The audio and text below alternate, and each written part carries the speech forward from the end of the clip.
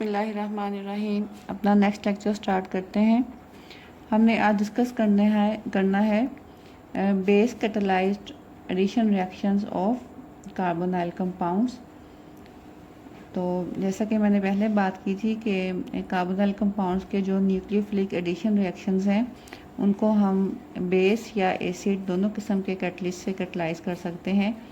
तो जो काबिल ज़िक्र बात यह है कि आपका रिएक्शन चाहे बेस कैटालाइज्ड हो या एसिड कैटालाइज्ड हो, दोनों किस्म के रिएक्शंस में प्रोडक्ट जो है वो सेम होगी। प्रोडक्ट सेम होती है, फ़र्क सिर्फ थोड़ा सा मैकेनिज़्म में होता है।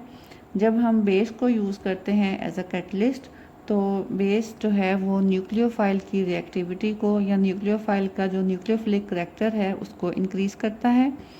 In case of acid catalysed reactions, acid जो है उसका काम ये होता है कि ये आपका जो कार्बोनाइल कंपाउंड है यानी कि आपका जो सबस्ट्रेट है उसका जो इलेक्ट्रोफिलिक सेंटर है उसको इंक्रीज़, उसकी प्रॉपर्टीज़ को या उसके इलेक्ट्रोफिलिक करैक्टर को इंक्रीज़ करता है। सिर्फ ये फ़र्क है दोनों किस्म के रिएक्शंस में, अदरवाइज़ दोनों में प्रोडक्ट जो है वो सेम टाइप का बनता है।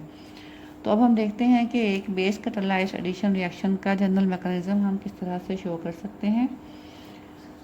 तो जो base catalysed nucleophilic addition reaction है, इसलिए हमेशा एक स्ट्रॉन्ग न्यूक्लियोफाइल की मौजूदगी में होगा। तो बेस का काम ही ये है कि बेस जो है वो इसमें अटैकिंग रिएजेंट के ऊपर पहले रिएक्ट करता है to produce a strong nucleophile. जैसे ये देखें, ये आपका अटैकिंग रिएजेंट है और ये बेस है। आपको पता है कि बेस में जो है वो OH ग्रुप मौजूद होता है। तो बेस का OH ग्रुप जो है वो इस न्यूक्लियोफाइल से प्रोटॉन लेगा, क्योंकि बेस जो हैं वो they act as a proton acceptors. तो यहाँ से प्रोटॉन लेगा तो और ये जो इलेक्ट्रॉन पेयर था ये न्यूक्लियोफाइल के ऊपर आ जाएगा इस तरह से in the form of a negative charge. तो ये आपका जो न्यूक्लियोफाइल जो है ये एक स्ट्रॉन्ग न्यूक्लियोफाइल बन जाएगा और बेस ने जो प्रोटॉन लिया था उसके साथ मिलकर ये वाटर बन जाएगा। अब ये न्यूक्लियोफाइल जो कि एक स्ट्रॉन्ग न्यूक्लियोफाइल बन चुका है, it will attack on the carbonyl carbon. ये कार्बोनाइल कार्बन के जो इलेक्ट्रोफिलिक सेंटर है यहाँ पे इसके ऊपर अटैक करेगा और जैसे ही एक नया बॉन्ड बनेगा बिटवीन न्यूक्लियोफाइल एंड कार्बन, ये पुराना बॉन्ड ऑक्सीजन और कार्बन के बीच में जो डबल बॉन्ड था उसमें से एक बॉन्ड ब्रेकअप हो जाएगा। We will get a negative charge on oxygen atom, क्योंकि जो इलेक्ट्रॉन पेयर फ्री हुआ है बॉन्ड टूटने से वो ऑक्सीजन के ऊपर आ जाएगा। और नेक्स्ट स्टेप जो है it is the compensation of this negative charge.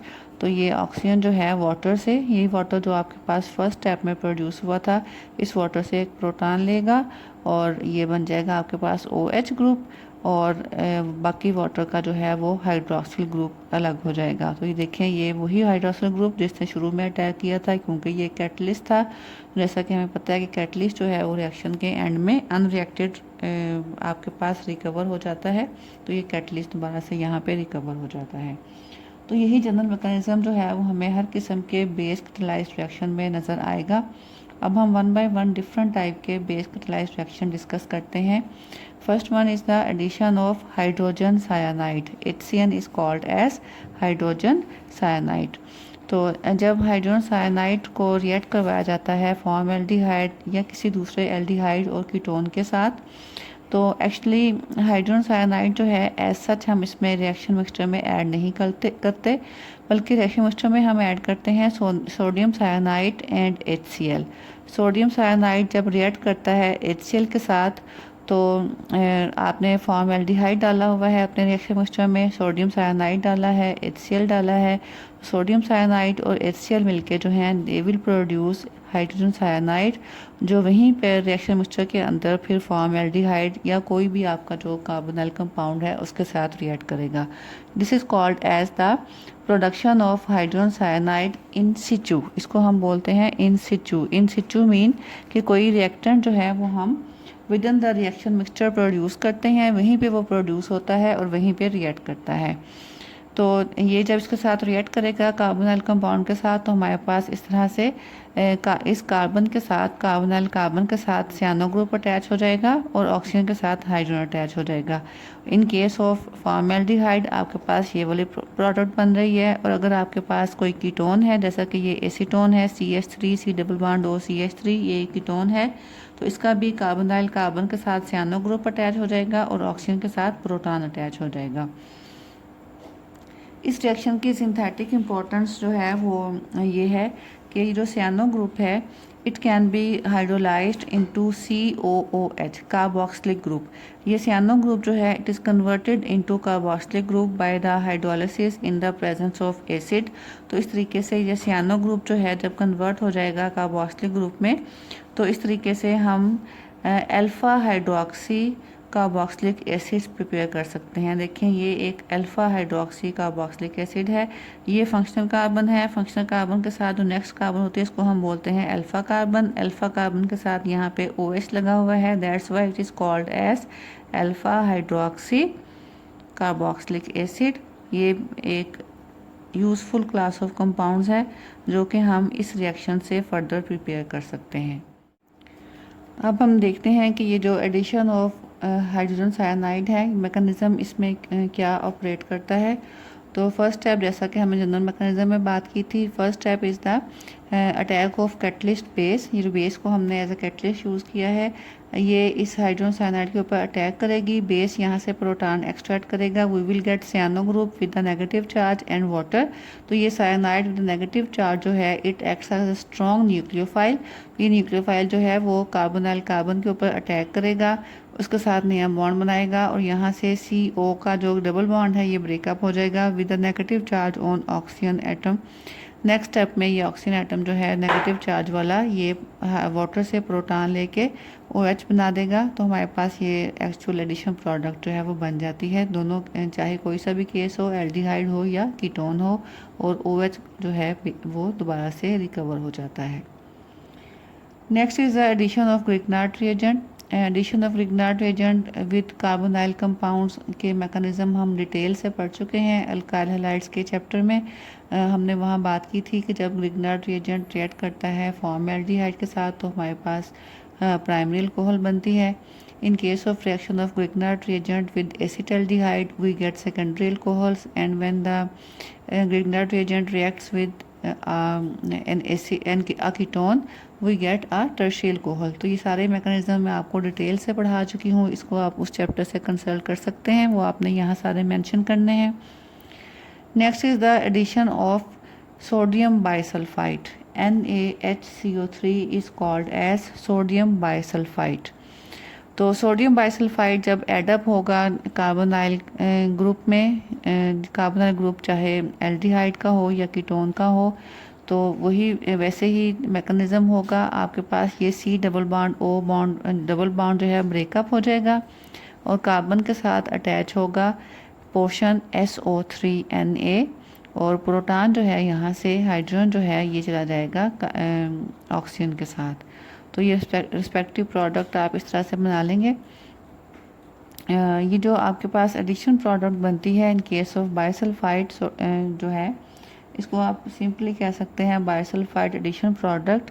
Bisulphide addition product जो है जब आप इसको हाइड्रोलाइज करें in the presence of acid, यानी कि आप किसी भी मिनरल एसिड की मौजूदगी के साथ इसको रिएक्ट करवाएं वाटर की प्रेजेंस में, तो ये दोबारा से आपको देता है स्टार्टिंग एल्डिहाइड या कीटोन, जिसका भी ये रिएक्शन प्रोडक्ट है, और साथ में बाई प्रोडक्ट्स बनती हैं सोडियम क्लोराइड, वाटर और सल्फर डाइऑक्साइड।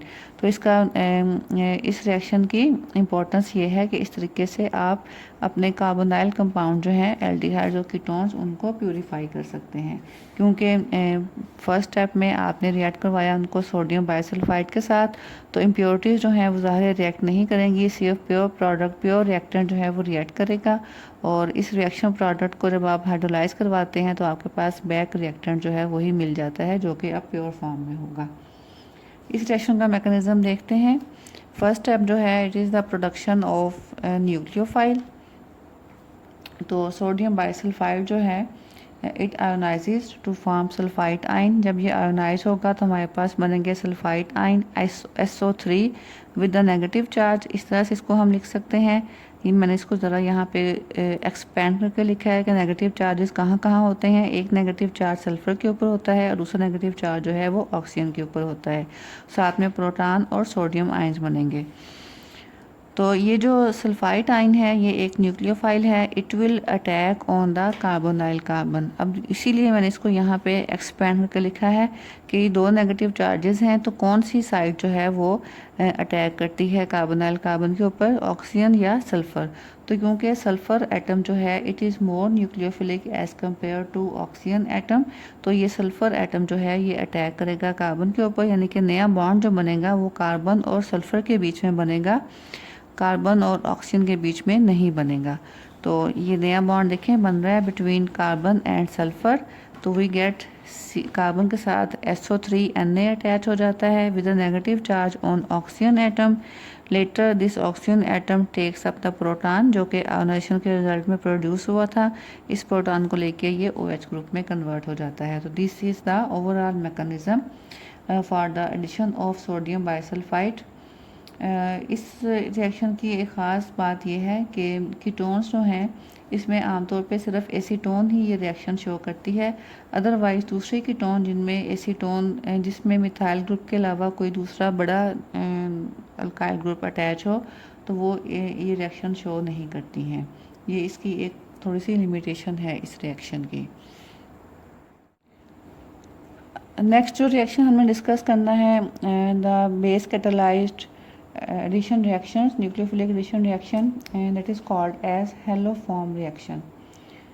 हैलोफॉर्म रिएक्शन जो है ये कुछ मखसूस किस्म के एल्डिहाइड्स और कीटोन शो करते हैं। एल्डिहाइड्स में सिर्फ एसिटाल्डिहाइड यानी कि CH3C double bond OH acetaldehyde ये रिएक्शन शो करता है, और कीटोन्स में ओनली द मिथाइल कीटोन्स यानी कि ऐसे कीटोन जिनमें एक अल्काइल ग्रुप जो है वो लाजमन मिथाइल होगा, दूसरा अल्काइल ग्रुप कोई सा भी हो सकता है।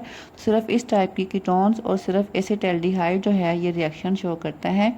इस रिएक्शन में मेन प्रोडक्ट जो हमारे पास बनती है वो haloform. Haloform is a compound with general formula CHX3 where X is halogen atom, तो इसीलिए हम इसको हैलोफॉर्म रिएक्शन बोलते हैं। तो आप देखें ये एसिटाल्डिहाइड जब रिएक्ट करता है आयोडीन के साथ in the presence of sodium hydroxide we get CHI3 that is iodoform plus sodium formate plus sodium iodide and water. Iodoform जो है येलो प्रेसिपिटेट्स की फॉर्म में अपीयर होता है, तो येलो प्रेसिपिटेट्स की फॉर्मेशन हमें शो करती है कि रिएक्शन जो है वो कैरी आउट हुआ है। सिमिलरली अगर कोई कीटोन होगी आपके पास, ये एक मिथाइल कीटोन है एसीटोन, तो ये भी आयोडीन के साथ रिएक्ट करके सेम टाइप की प्रोडक्ट्स देती है। तो ये हैलोफॉर्म रिएक्शन जो है it can be used as a identification test for the presence of acetaldehyde, यानी कि इसको आप एसिटाल्डिहाइड की प्रेजेंस के लिए या मिथाइल कीटोन्स की प्रेजेंस के लिए as a chemical test use कर सकते हैं। इसके अलावा जैसा कि हमने अल्कोहल्स में भी ये बात जो है डिस्कस की थी कि कुछ अल्कोहल्स भी ये आयोडोफॉर्म या हैलोफॉर्म रिएक्शन शो करती हैं। सेकेंडरी अल्कोहल्स ख़ास तौर पे ऐसी सिर्फ वही सेकेंडरी अल्कोहल्स ये रिएक्शन शो करेंगी जिनमें सेकंड कार्बन पे OH ग्रुप मौजूद होगा। देखें ये एक ऐसी सेकेंडरी अल्कोहल है जिसमें 1,2 कार्बन नंबर 2 पे OH मौजूद है। तो ऐसी अल्कोहल जो हैं they can react with iodine in the presence of base to give you methyl iodide, या आप कह लें sorry iodoform. CHI3 is called as iodoform. तो ये आयोडोफॉर्म बनेगा और साथ में कोरस्पॉन्डिंग एसिड का सॉल्ट सोडियम कार्बोक्सिलेट जनरली आप इसको कह सकते हैं, साथ में सोडियम आयोडाइड और वाटर बनेगा। तो सेकेंडरी अल्कोहल्स ऐसी सेकेंडरी अल्कोहल जिनमें सेकंड कार्बन पे OH मौजूद है वो ये रिएक्शन शो करती हैं, और प्राइमरी अल्कोहल्स में से सिर्फ और सिर्फ इथानॉल ये रिएक्शन जो है वो शो करती है, सेम टाइप की प्रोडक्ट्स बनती हैं।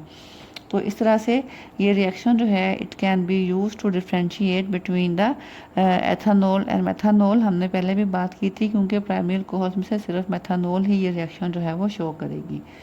इसके अलावा सिंथेटिकली इस रिएक्शन की इम्पोर्टेंस ये है कि इस रिएक्शन के थ्रू हम प्राइमरी अल्कोहल्स को हम मिथाइल कीटोन्स को कार्बोक्सिलिक एसिड में कन्वर्ट कर सकते हैं। देखिए ये आपके पास एक जैसा कि मिथाइल कीटोन थी एसीटोन, तो इससे हमने कन्वर्ट किया ये sodium salt of acetic acid. Sodium salt of acetic acid की अगर आप हाइड्रोलिसिस करवाएं तो ये आसानी से आपको दे देगा एसिटिक एसिड और साथ में सोडियम हाइड्रोक्साइड बनेगा। तो इस तरीके से हम कीटोन से कार्बोक्सिलिक एसिड ऑब्टेन कर सकते हैं। With the specificity is that we get 1 carbon atom less as compare to ketone. देखिए कीटोन में आपके पास 3 कार्बन एटम थे और जो आपके पास करस्पॉन्डिंग एसिड बनेगा उसमें आपके पास 2 कार्बन एसिड हैं। तो सिंथेटिकली ये इंपॉर्टेंस है इस रिएक्शन की। Otherwise normally this reaction is used as an identification test for the presence of methyl ketones और एसिटाल्डिहाइड। तो ये हमारे जो हैं हमने कंप्लीट किए हैं अपने acetylise reactions of aldehydes and ketones. इसमें एक ख़ास टाइप के रिएक्शन जो हैं वो मैंने डिस्कस नहीं किए थे, उनको हम अलग नेक्स्ट लेक्चर में डिस्कस करेंगे। They are called as the condensation reactions. उस वक्त तक के लिए अल्लाह हाफिज़।